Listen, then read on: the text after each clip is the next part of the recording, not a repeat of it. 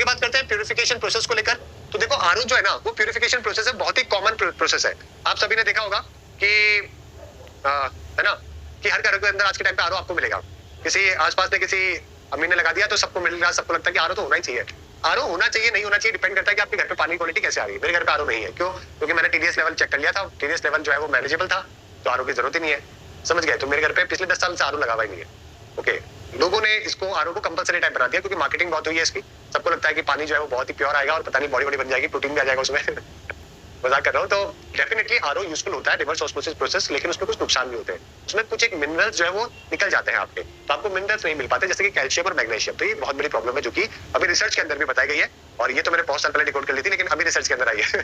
Okay, तो recent year के अंदर रिवर्स ऑस्मोसिस जो है काफी पॉपुलरिटी है, जो कि उसने गेन कर लिया क्योंकि उसने कई सारी इंप्योरिटी और पैथोजन को जो है वो वाटर में से निकालता है। टीडीएस लेवल को दोस्तों रिड्यूस करता है, लेकिन जो कंसर्न है ना वो है लॉस ऑफ एसेंशियल मिनरल्स को लेकर। समझ गए? तो आपके कैल्शियम और मैग्नीशियम जो है, मतलब आप ये मान के चलो कि 0.0001 माइक्रोन से लेकर 0.001 माइक्रोन इतने साइज के जो पार्टिकल है ना उन सबको ये रिमूव करता है।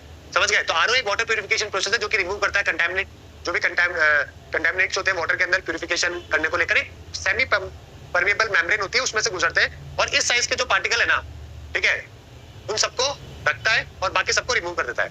तो वाटर जो है वो फोर्सली जो है वो प्रेशर के अंदर निकाला जाता है। मैं आपको दिखाया था, ये देखो। तो यहाँ पे अप्लाई किया जाता है प्रेशर को, सॉल्ट वाटर है, जो भी इंप्योरिटीज है, वायरस बैक्टीरिया जो भी है, वो सारे ये रह जाएंगे, सेमी परमेबल मेम्ब्रेन से निकल जाएंगे और यहाँ से आपको फ्रेश वाटर है जो कि मिल जाएगा। लेकिन इसके अंदर से कुछ मिनरल भी निकल गए हैं।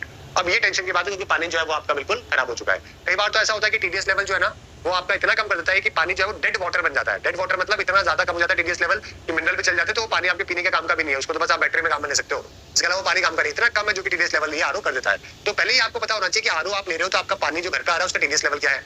तो इसके लिए 100-200 रुपए की मशीन आती है, उससे आप चेक कर सकते हो टीडीएस लेवल, है ना। अगर 500-1000 के आसपास अगर पीपीएम है तो कोई दिक्कत नहीं है, इतना आपका चलेगा, है ना।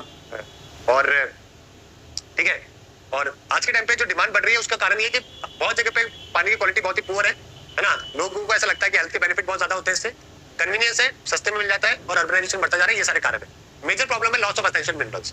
समझ गए? तो ये एसेंशियल मिनरल अगर आपको नहीं मिलेंगे तो डेफिशिएंसीज हो जाती है। टीडीएस लेवल जो है ये मोस्ट इंपोर्टेंट पार्ट है।